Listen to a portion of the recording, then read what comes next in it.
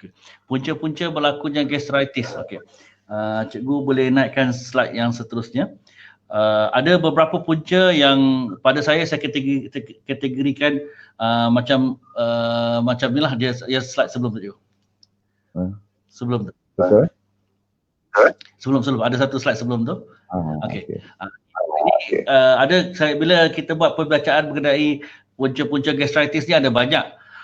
Tapi saya kategorikan yang ni ada 5 ni. Tapi saya tersilap sebab ada satu lagi teori kenapa berlakunya punca gastritis ni yang saya sebenarnya pada pendapat saya tak berapa bersetuju lah, bukan tak bersetuju. Saya daripada pemerhatian saya tak berapa dia ialah sebab jangkitan kuman. Masa saya belajar dulu sangat famous punca gastritis ni ialah sebab jangkitan kuman H. pylori. Okey, satu jenis kuman dalam perut. Kalau ada H. pylori ni akan ada pesakit didapati akan mendapat gastritis punya tanda-tanda gastritis. Dan bila sebut jangkitan kuman, doktor-doktor juga suka sebab bila jangkitan kuman ni kita rawat dengan antibiotik, maka kuman tu akan mati dan insya-Allah penyakit tu akan hilang. Itu secara teorinya. Tapi dari segi pengalaman saya dah tengok ramai jugalah sebab jangkitan kuman H. pylori ni ujian dia agak mahal dan susah. Dan bila dibuat dengan ujian tu, dengan endoskopi dan sebagainya, dia kena juga dengan rawatan ubat, dia panggil triple therapy. 2 antibiotik yang kuat dengan satu lagi ubat gastritis selama 7 ada kata 10 hari. Jadi ubat yang kuat dibagi pada pesakit tu untuk memusnahkan kuman-kuman tu dan sebagainya.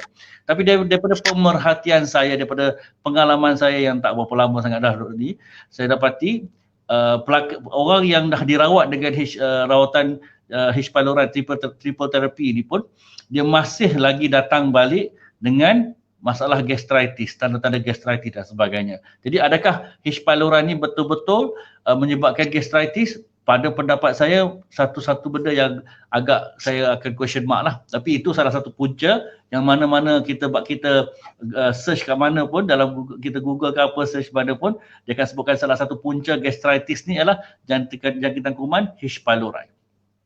Okey, punca-punca yang lain yang lebih biasa berlaku ialah satunya permakanan. Masalah permakanan sangat biasa kita ya.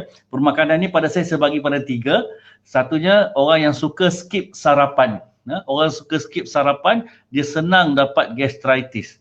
Sarapan maksudnya ialah makanan berat Kita nak makan cornflake ke, kita nak makan capati ke, roti canai ke, nasi ke apa, itu baru nama sarapan. Setengah orang dia kata sarapan dia ialah dia makan kuih ketul ataupun dia makan biskut sekeping ataupun roti gardenia satu. Itu bukan sarapan, itu dari segi takrifannya ialah tea break, pukul 10.30 punya makanan. Jadi ramai yang salah, dia orang kata dia orang dah sarapan padahal dia orang ambil tea break pukul awal pagi. Sarapan maksudnya makanan berat. Kalau western punya culture, orang putih punya cara hidup, sarapan dia orang sangat berat. 3 courses makan sampai 3 benda, 3 sarapan sangat penting. Bila kita bersarapan pagi, pada saya sarapan ni sebelum pukul 8 ataupun 7.30 pagi. Kita makan sarapan dengan elok, insya-Allah gastritis kita takkan jadi. Ada seorang doktor ni lamalah dia pesan kat saya. Jadi orang politik besar pun dia. Dia pesan kat saya, gastritis ni pada kajian dia ialah berlaku pada 2 waktu yang utama, sekitar subuh dan sekitar maghrib. Sebab jus gastrik akan keluar banyak waktu tu.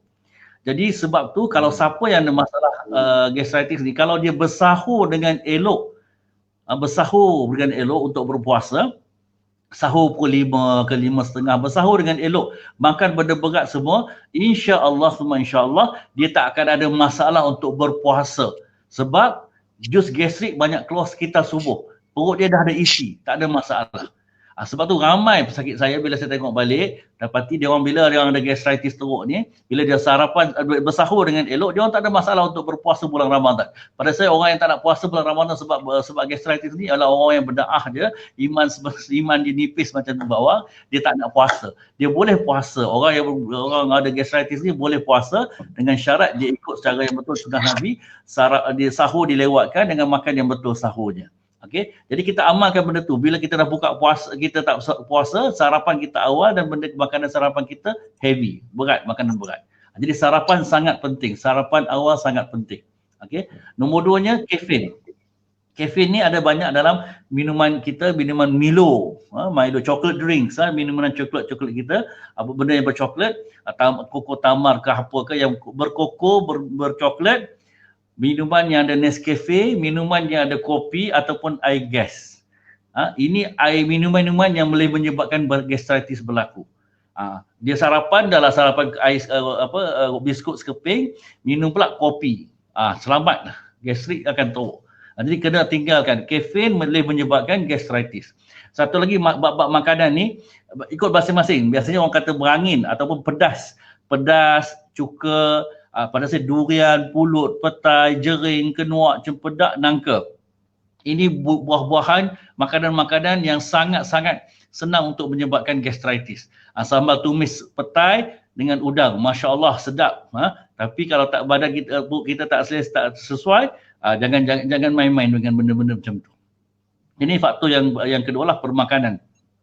Infection H. pylori, permakanan. Nombor 3 ialah ubat-ubatan. Ubat-ubatan ni ada banyak ubat yang boleh menyebabkan gastritis. Pada orang yang peringkat umur dah berumur, yang ada masalah jantung, selalu dia orang datang dengan gastritis ni dengan masalah kadang-kadang dengan luka berak warna hitam. Bila mereka ambil ubat cair darah, aspirin, boleh menyebabkan gastritis. Ubat tahan sakit, Celebrex, Akoxia, Ponstan, Voltaren, semua ubat tahan sakit boleh menyebabkan gastritis. Antibiotik yang kuat-kuat terutamanya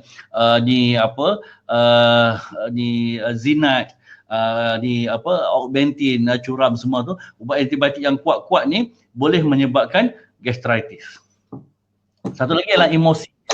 Kawan saya Dr. Hazli, dia pakar psikiatris, dia kasih pesan kat saya, jangan lupa anxiety ya.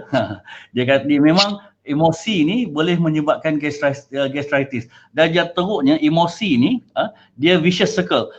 Emosi boleh menyebabkan gastritis, gastritis menyebabkan emosi menyebabkan gastritis. Jadi dia tak habis, pusing kat situ je. Mana satu telur dengan ayam, mana satu dulu tak tahu.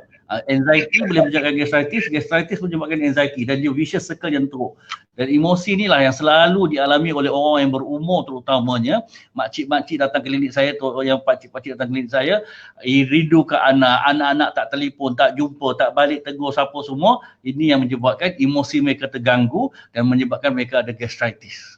Biasa-biasa mak ayah kita, dia orang teringat kita, luka hati perut mereka terluka, dengan harga hati mereka terluka sebab sampaikan mereka dapat gastritis. Jadi ini punca-punca yang biasanya. Saya recap baliklah. Nombor 1 H. pylori yang kita kuman, permakanan, ubat-ubatan dan emosi. Yang merokok tu biasalah, merokok ni segala benda dia buat. Dan alkohol kat Malaysia ni, orang kita ni kurang lah. Tapi ini adalah punca-punca yang mana boleh berlakunya gastritis. Dulu ada juga kita kata sebab ni saraf kita firing tak betul. Dia saraf yang jaga bahagian perut ni, dia terlebih keluarkan dia. Dulu-dulu ada atas sebab tu ada juga dulu dibuat operation untuk potong saraf, tapi sekarang ni kita tak terima dah pendapat tu. Tapi punca yang utamanya ialah permakanan, ubat-ubatan, emosi dan mungkin H. pylori. Ini yang punca-punca utama kenapa berlakunya gastritis, dan ini yang kita kena jaga. Nombor 1 kena jaga bahagian-bahagian punca-punca ni. InsyaAllah bila kita jaga punca, gastritis ni akan terubat insyaAllah. Cikgu?